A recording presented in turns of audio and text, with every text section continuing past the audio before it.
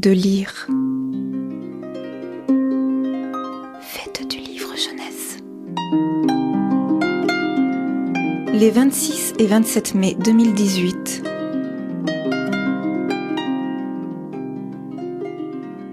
Découvrez l'ensemble de la programmation dans cette émission.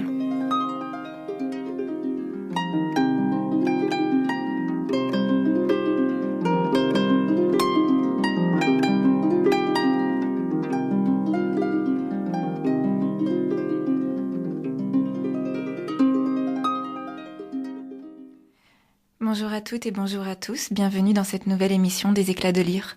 Aujourd'hui, je vais recevoir par téléphone l'illustratrice et auteure Cécile Gambini. Et pendant que Mia se charge de la contacter, je vais vous transmettre un petit communiqué de la part de l'association Kamishibai. Qui a dit que la littérature jeunesse était interdite aux plus de 18 ans ?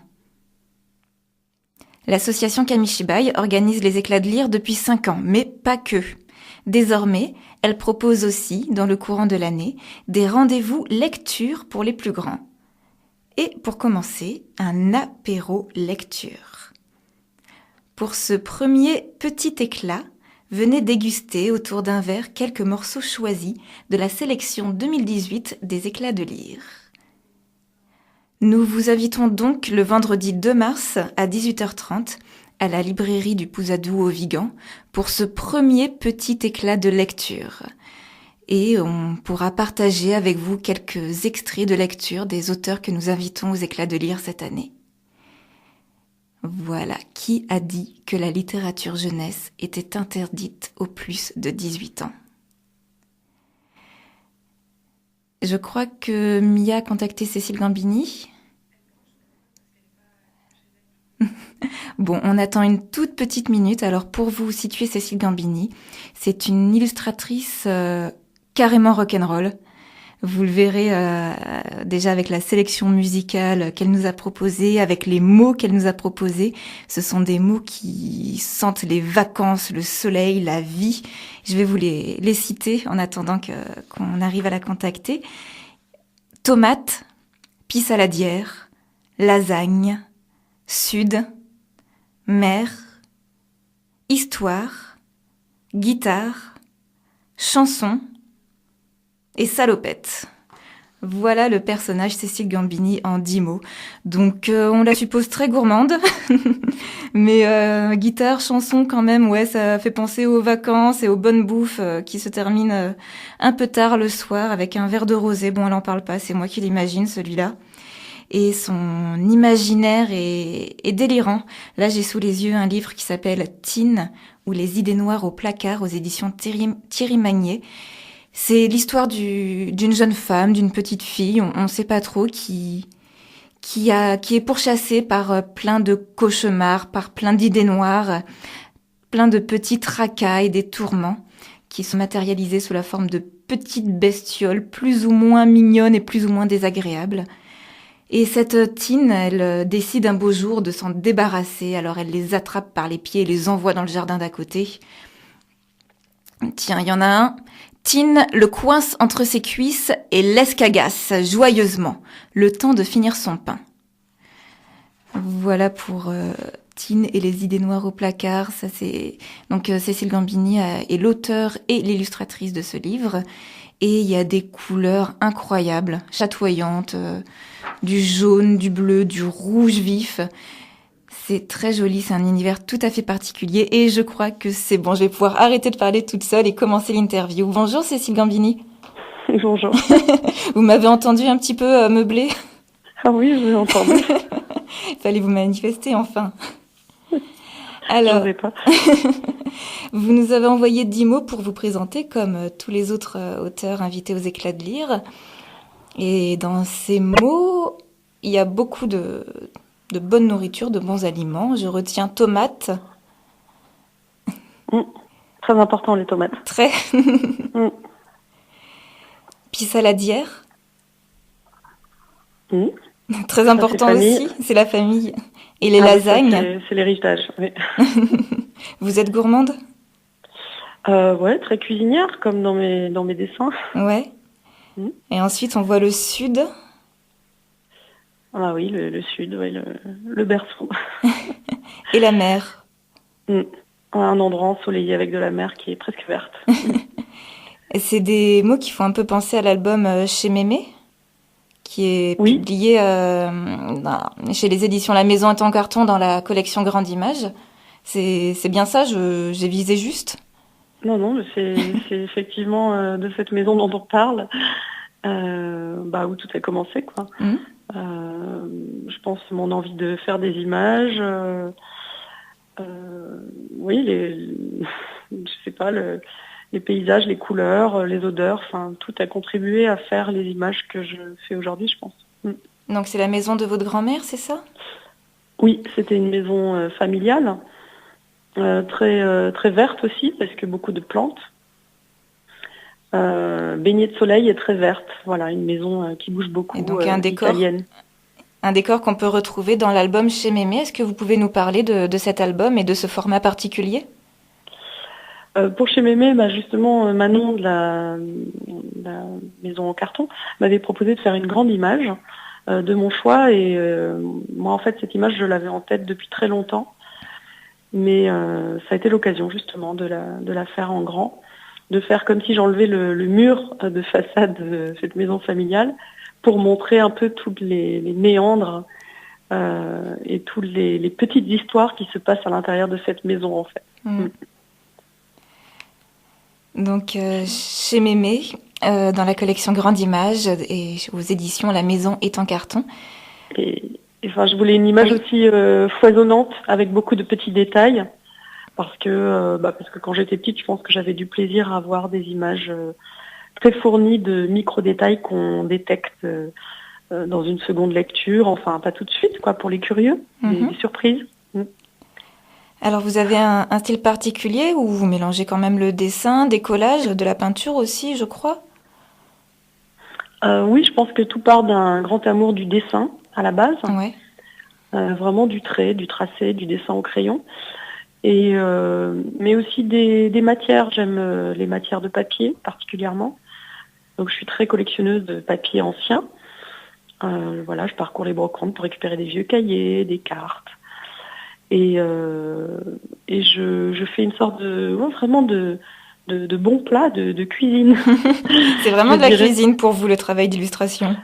Ah vraiment, vraiment, je mets 2 grammes de rouge, 1 gramme de tissu à rayures, oui, un zeste vraiment, c'est comme ça que ça se passe, un zeste de feutre. Vous faites des recettes aussi, enfin vous pouvez proposer des recettes, en soumettre? Alors il faudrait que, effectivement, je pourrais faire un livre de recettes de dessin. Ça pourrait être pas mal. À quoi Donc, ressemble... merci pour cette idée, je n'en avais pas pris. À quoi ressemble votre atelier alors? Ça doit être un sacré fracas? Fatras? Alors oui, c'est un sacré fracas, comme vous venez de dire. C'est plus juste. C'est une sorte de brocante.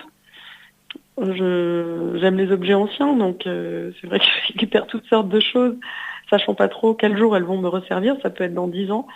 Donc effectivement, oui, ça commence à devenir chargé. Mais en même temps, c'est aussi un lieu d'inspiration pour moi d'être entourée de tous ces objets potentiellement début d'histoire, chacun. Oui, et de donner la place aux détails alors. Oui, absolument. On va écouter une musique que vous nous avez proposée et ensuite on parlera de votre partie auto-édition. Donc Eyes of the Tiger.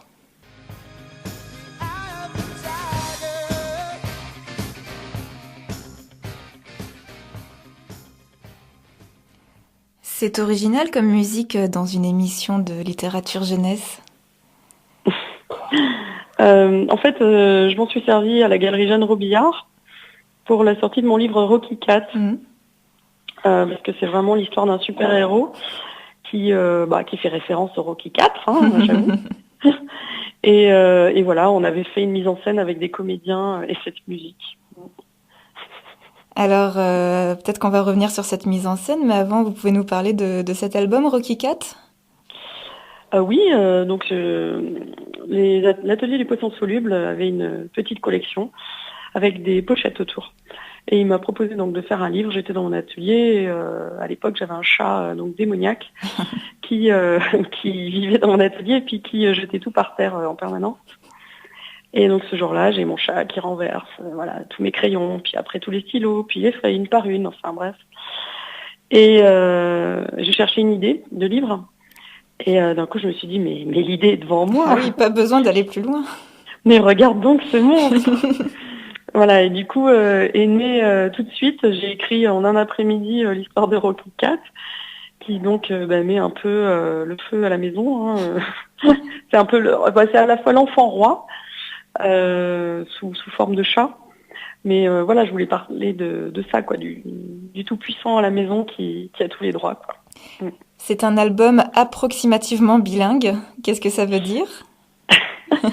Alors, c'est-à-dire que les traductions déjà français-anglais sont absolument pas justes, mais qu'elles me permettent d'amener un sens nouveau pour amener de l'humour, en fait. Voilà. Donc vous parliez d'une mise en scène à l'occasion de la parution de cet album? Oui, pour moi, il y a vraiment... effectivement, les pages de garde sont une sorte de rideau de scène. Quand ce rideau de scène s'ouvre, on va découvrir le personnage et une suite d'actions. Enfin, pour moi, il y a vraiment quelque chose de l'ordre de la marionnette ou il y a quelque chose du spectacle vivant, effectivement. Ce spectacle, je pense qu'il se retrouve un peu dans les éditions Pas Vu Pas Pris, votre structure d'auto-édition dans laquelle vous faites des livres-objets. Oui, c'est effectivement... moi, j'ai grand plaisir à travailler le rapport texte-image. Donc ça... effectivement, au tout début, quand j'ai commencé à être artiste, je faisais pas forcément que des livres, je faisais peut-être aussi des vidéos. C'était vraiment un texte qui accompagne une action. Bon, maintenant, c'est un texte qui accompagne une image, mais pour moi, il s'agit toujours de spectacle. C'est des mises en scène, on est metteur en scène. Et Pas Vu Pas Pris, pour l'auditeur néophyte, qu'est-ce que c'est? Alors, Pas Vu Pas Pris, pour le nom, c'est né quand j'étais aux Beaux-Arts d'Aix-en-Provence. Parce que déjà à l'époque, je produisais des manifestes un petit peu sur le fonctionnement ou le dysfonctionnement de l'école. Et je postais ce manifeste qui était beau, hein, que je mettais en page, j'avais du soin pour tout, la typo, l'écriture, le contenu, les dessins. Je postais ça dans les boîtes aux lettres de nos profs. Et de manière anonyme, donc je postais sous le nom Pas Vu Pas Pris. Et effectivement, le premier salon du livre que j'ai fait un petit peu plus sérieux, salon du livre d'artistes, je devais signer mes livres et j'ai décidé de garder ce nom Pas Vu Pas Pris, du coup. Et Pas Vu Pas Pris, du coup, alors qu'est-ce que c'est? Ce sont des livres que je fais à la main. C'est vraiment la récréation pour moi de la grande édition. C'est-à-dire que je peux conserver la beauté d'un original, d'une belle typo, d'un papier ancien, d'une vraie reliure, alors que je n'ai pas forcément ce loisir dans l'édition jeunesse où je confie des planches qui vont être imprimées sur du papier glacé de manière un petit peu plus froide en fait, et éloignée du fait main. Donc ces éditions Pas Vu Pas Pris, vous allez les prendre avec vous pour les éclaircir? Ah oui, je vais amener je vais amener quelques échantillons. Oui, mes tout derniers, l'herbier sauvageon, la vague. Oui. On nous a parlé un petit peu d'un cabinet des curiosités pour présenter votre petite boutique Pas Vu Pas Pris. Il y a de ça? Oh oui, il y a de ça effectivement. Enfin, à Montreuil, c'est pareil, j'ai un stand et j'ai vraiment du plaisir à ce que les gens s'y perdent. Alors effectivement, c'est pas très épuré comme pensée, mais il y a quelque chose un peu de l'ordre du Cluedo. Voilà, j'ai envie que quand on regarde ma table, on soit projeté un peu comme dans un univers labyrinthique, un peu magique, auquel on ne comprend pas, dans lequel on ne comprenne pas tout, en fait, tous les fonctionnements, et dans lequel on ne voit pas tout du premier coup d'œil non plus. En fait, il faut vraiment ouvrir, lire, découvrir. Voilà, l'humour dans mes livres, et les petits dessins sont très importants. Enfin, il y a des choses très petites, très importantes.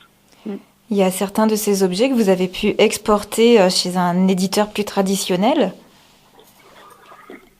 Oui, avec le Tripode, comment s'est passée cette collaboration? Eh bien, il m'a rencontré sur un salon du livre. Il s'est vraiment demandé où il était tombé. Là, c'était au marché de la poésie, place Saint-Sulpice, à Paris. Et il m'a dit, mais qu'est-ce que vous faites là, en fait? Je comprends pas. Vous faites vos livres à la main. Voilà, et donc, je lui ai montré mes archives pas vu pas pris, puisque je fais ça depuis 94. Et du coup, c'est vrai que j'ai à peu près 200 titres de livres comme ça. Ah oui. Vraiment surréalistes, quoi. Enfin, ils me suivent au quotidien, en fait, ces livres. Ils suivent ce que je fais, ce qui m'arrive, ce que je vois. Donc vous racontez des histoires de votre vie quotidienne, Oui.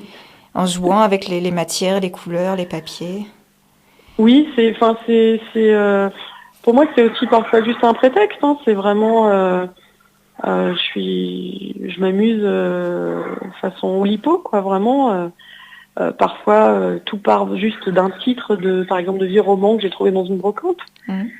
Alors parfois je vais garder ce titre de roman jusqu'à ce que j'ai une histoire, moi, personnelle à raconter à partir de ce titre. D'accord. Vous voyez, les fonctionnements sont très divers. L'éditeur du Tripode, qui au départ était totalement perdu, a dû trouver son chemin vu qu'il a voulu faire un livre. Oui, alors en fait, pendant des années, il a cherché à comprendre. C'est là. Donc, ça a pris du temps alors. Ah, ça a pris du temps, oui. Il a vu les nouveaux, il a essayé de comprendre qu'il y avait une logique. Un fonctionnement particulier. Et en fait, un jour, tout simplement parce que je lui montre mes nouveaux pas vus pas pris. Donc je le vois et je lui montre mes nouveaux pas vus pas pris. En l'occurrence, c'était un recueil de nouvelles, un roman graphique, Au secours mémé. Et il me dit, je le publie.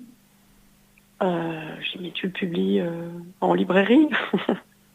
Parce que voilà, mes pas vus pas pris, du coup, ne sont pas en librairie, en fait. Ils sont dans les galeries, ils sont dans mes expos, mais c'est très confidentiel. Il y a 200 exemplaires, grand max. Oui, voilà. D'accord. Est-ce que moi j'ai sous les yeux donc Au secours mémé, un petit recueil de nouvelles, on va dire. Il y a 4 petites histoires qui sont totalement loufoques, drôles, poétiques, tendres, avec des illustrations qui reprennent les mêmes adjectifs pour faire court. Est-ce que il y en a d'autres ou il y en a d'autres en projet? Oui, absolument.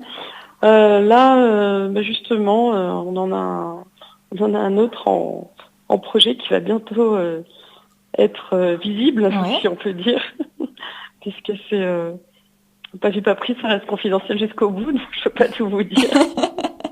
Bon, peut-être qu'on en saura plus en mai, sinon. Oui, on en saura plus. Enfin voilà, pour ceux qui avaient vu Je veux la lune, qui était donc un livre en noir et blanc tout au stylo bille, où une minette en fait cherchait le grand amour auprès d'un hibou, d'un lapin, d'un chat photographe. Voilà, elle faisait tout un parcours comme ça, un peu façon mythique. Mais elle n'a pas vu pas pris, donc moi je fais de la poésie avant tout, hein. Je fais pas du journalisme ou voilà, on n'est pas chez Robert Laffont, quoi. On va faire une pause musicale.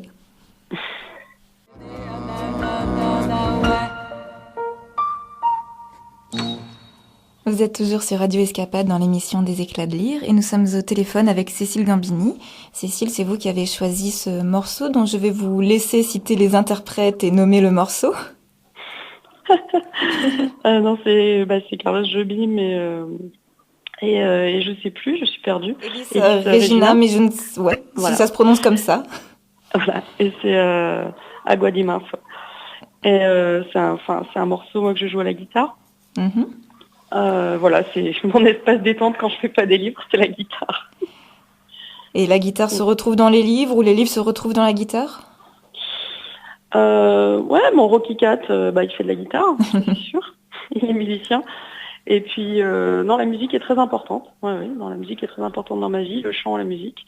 Et chaque fois que j'ai fait un spectacle sur mes livres, il a toujours été en musique. Donc guitare, c'était l'un des 10 mots que vous avez envoyés pour vous présenter. Il y a aussi chanson.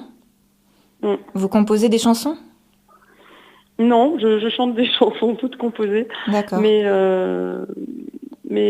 effectivement, voilà, il y a quelque chose pour moi d'aussi merveilleux que dans une histoire, dans un album, en fait.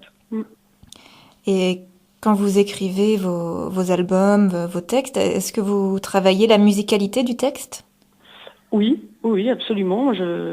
Je lis toujours mes textes à voix haute. Mhm. C'est très important en fait pour moi les sonorités. Dans Bagbada, je pense que ça se ressent vraiment. Mhm. Il y a des jeux de mots, ne serait-ce que dans les prénoms des personnages, Oxycat, Bagbada. Là, il faut que ça sonne. Je pense que les petits sont très sensibles à ça. Et puis la langue, il faut que ce soit quelque chose de drôle, quoi. Enfin, vraiment, moi, j'aborde l'écriture sous un côté ludique. Voilà, je pense que j'étais pas forcément une grande lectrice a priori, mais il fallait m'y emmener par d'autres biais. Voilà, ça pouvait être cela. Et est-ce qu'on peut comparer un album à une chanson? Oui, complètement. Ouais, je pense. Ouais. Bah oui, parce que je pense qu'une chanson a toujours une histoire derrière qui la précède. Celui qui a écrit la chanson l'a écrite pour tel et tel moment, tel souvenir qu'il avait. Exactement comme nous quand je sais pas, je peux pas parler au nom des autres, mais comme moi quand j'écris une histoire. Absolument. Vous disiez que vous faisiez pas mal de spectacles adaptés de vos livres? Oui, en fait, c'est quelque chose qui m'a toujours vraiment intriguée, en fait. J'ai toujours pensé que quand j'étais petite, je pensais que je ferais des spectacles. J'avais pensé que je ferais des livres. La scène était quelque chose qui me fascinait, en fait. Mais c'est pas mon art du tout, parce que c'est quelque chose de très difficile. Ce qui est difficile pour moi dans la scène, c'est de se mettre en jeu soi-même sur scène. C'est-à-dire que je préfère produire des spectacles où je vais, par exemple, dessiner, enfin où je peux produire une matière. Vous restez bien caché en coulisses pour tout qui va contrôler. servir au spectacle, mais caché. C'est mieux. Vous tirez vos baguettes un peu comme un marionnettiste. Je préfère. Pourtant, vous rencontrez quand même beaucoup votre public. Pas forcément sur scène, dans des lieux peut-être un peu plus... ça reste des lieux publics, en classe ou dans les salons. Oui, mais alors là, c'est très très différent. Oui. Déjà, ils sont extrêmement gentils. Faut être honnête. Ce public qui vient à notre rencontre, il y a un public qui a vraiment envie de nous voir après avoir rencontré nos livres. Donc, en général, ce sont des gens plutôt très volontaires pour être là, quoi. Mm-hmm. Et non, ça c'est effectivement très joyeux de pouvoir parler de son travail en public. Ça, effectivement, j'aime beaucoup faire ça. Parce que moi aussi, des fois, je sais pas, je vais voir au cinéma un film ou une pièce de théâtre. Et c'est vrai que quand j'ai l'occasion de voir un making-of, enfin voilà, ou un petit bonus où les réalisateurs parlent de leur œuvre, je suis toujours super ravie de savoir ce qui les a amenés à faire ça. Ouais, je trouve ça très intéressant en fait. Donc vous vous déplacez également dans des écoles à la rencontre des écoliers? Pardon, je vous ai pas très bien entendu. Vous vous déplacez dans les écoles à la rencontre des écoliers? Oui, Et oui, je vais souvent. Alors comment se déroule une rencontre avec vos petits lecteurs? Mes petits lecteurs, c'est pareil, c'est un public. Moi, je crois que j'ai choisi aussi mon public parce que c'est un public, je sais pas, joyeux a priori en fait, qui a vraiment un humour qui est le mien. C'est assez terrible. Hein. J'ai un humour pour les 3-7 ans. Il y a quelque chose il y a une fraîcheur déjà du dessin. Où ils n'ont pas forcément encore cette envie de perfection, de réalisme, ou de convenir à des codes, à des mangas, des je ne sais quoi, des représentations toutes faites par la société de consommation en fait. Mais ils sont encore dans leur observation du monde. Et moi c'est ça qui me plaît quoi à cet âge-là. Du coup on peut faire beaucoup de choses avec eux dans les classes. Ouais. Vous allez, alors ce sera pas dans la classe, mais lors du salon, lors de la fête du livre et les éclats de lire, vous proposez un atelier qui s'appelle Famille de bêtes. Qu'est-ce que c'est? Ah, c'est drôle. Qu'est-ce qu'on va pouvoir faire? Alors, on va faire un truc super. Donc en fait, je propose de venir avec des photos de famille. Et puis on va se redessiner une famille, mais de notre choix. C'est-à-dire que, je sais pas, on va peut-être repeindre papa en belette et tonton, en caribou, quoi. Donc on va leur refaire en fait des têtes de bêtes de notre choix. Et moi j'ai fait ça en fait sur des albums de famille où j'ai repeint toute la famille Voilà, mais même eux, ça les dérange pas en fait, parce qu'ils sont et beaucoup plus beaux et beaucoup plus drôles. Enfin, voilà, ça amène autre chose, quoi.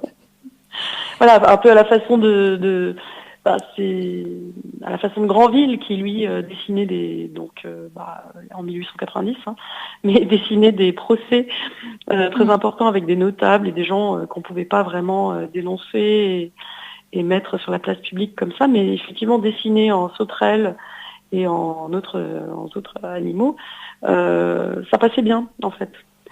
Voilà, on pouvait dénoncer beaucoup de choses. Et je trouve qu'effectivement, moi, je reprends cette technique là, Donc on va faire un procès à toute notre famille en les transformant. Non, pas du tout. C'est très amical. Il faut le prendre bien. Oui. C'est un jeu. Donc l'atelier famille de bêtes avec Cécile Gambini, ce sera pendant les éclats de lire. On vous dira très bientôt à quel moment du week-end et pour quelle tranche d'âge aussi est-ce que ce sera possible.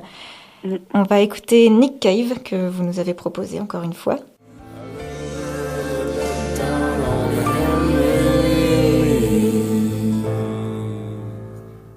Really sur les ondes de Radio Escapade dans l'émission des éclats de lire. Cécile Gambini, vous voulez dire un mot sur ce morceau ? Non, il est très beau. Il est très beau. Et je crois que si j'avais été rockeuse, c'est vraiment ce que j'aurais aimé chanter. Alors un autre mot que vous nous avez proposé pour vous présenter, histoire au pluriel. Les histoires alors ? Les histoires, je sais pas, les histoires c'est vraiment quelque chose de fascinant, quoi. Moi c'est ce qui me donne envie de me lever le matin, en fait. C'est des histoires qui vont se passer dans la journée, que je vais rencontrer, que je vais croiser. Tout est début d'histoire, en fait. C'est infini, quoi. J'aurai pas le temps de toutes les raconter, il y aura pas assez de pas vu pas pris, j'aurai pas le temps de lire toutes les histoires écrites par les autres. Enfin voilà, les histoires, c'est la vie, quoi. Vous racontez donc des histoires avec des mots et aussi avec des images. Est-ce qu'il y a une différence, des subtilités entre les deux manières de raconter ?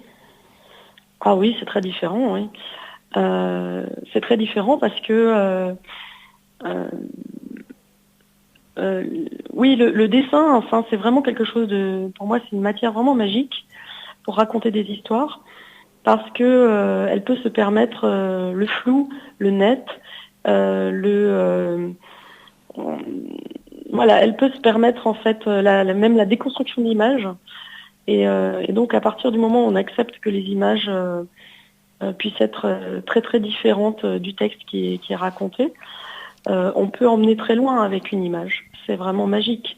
Voilà. Enfin moi j'aimais beaucoup la photo au départ, mais je trouvais ça vraiment très contraignant en fait, parce qu'il y avait beaucoup trop de réel. Ouais, ce réel, il m'ennuie. J'ai envie de pouvoir m'en détacher totalement. Et le dessin permet ça, en fait. Ça permet vraiment de partir en poésie assez loin. Vous pensez que vous êtes plus sensible aux images qu'au texte ? Sans aucun doute, oui. Oui, sans aucun doute. Je pense, je suis vraiment très visuelle. J'aurais pu travailler pour des services de police pour des enquêtes.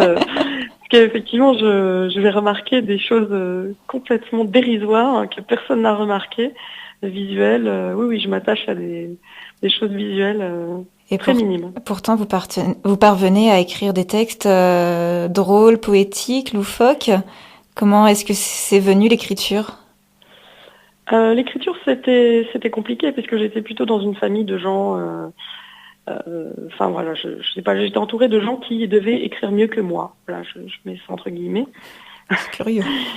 Voilà, non mais on est toujours, si on est entouré de, je sais pas, de bons pianistes, par exemple, ça peut être assez inhibant.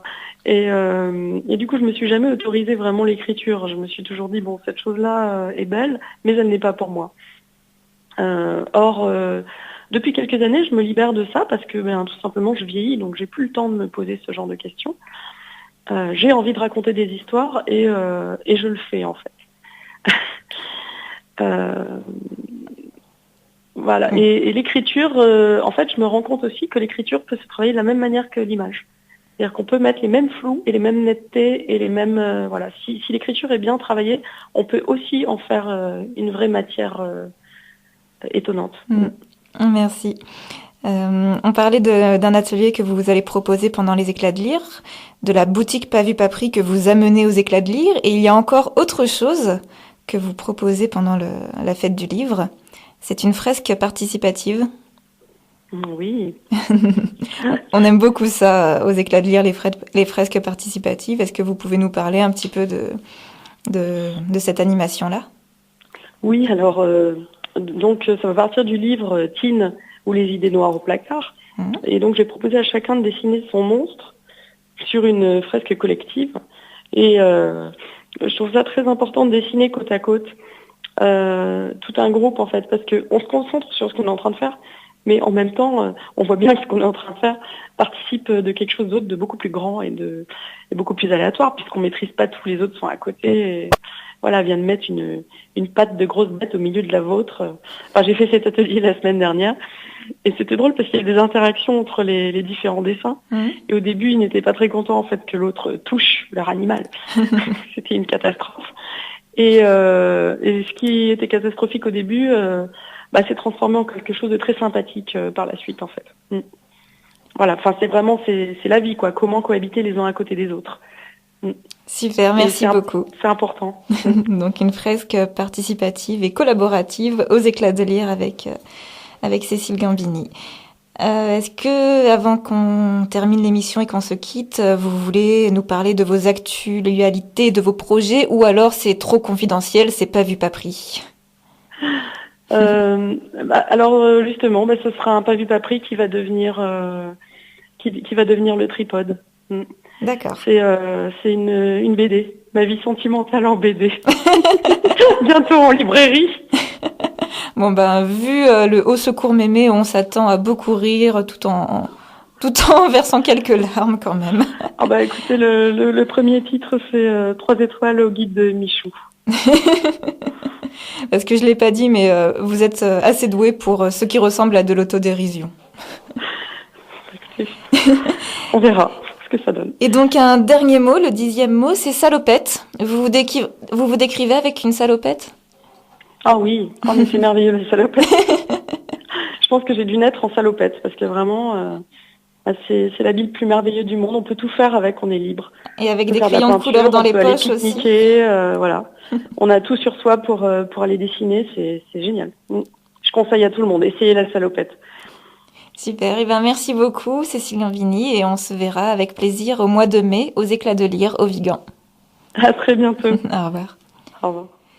Voilà, donc c'est la fin de cette émission. Merci beaucoup à Cécile Gambini pour le temps qu'elle nous a accordé. Merci à Mia pour la technique. Et je vous rappelle que on peut se retrouver le 2 mars, vendredi 2 mars, à 18h30 à la librairie du Pouzadou au Vigan pour une soirée apéro et lecture. Qui a dit que la littérature jeunesse était interdite aux plus de 18 ans ?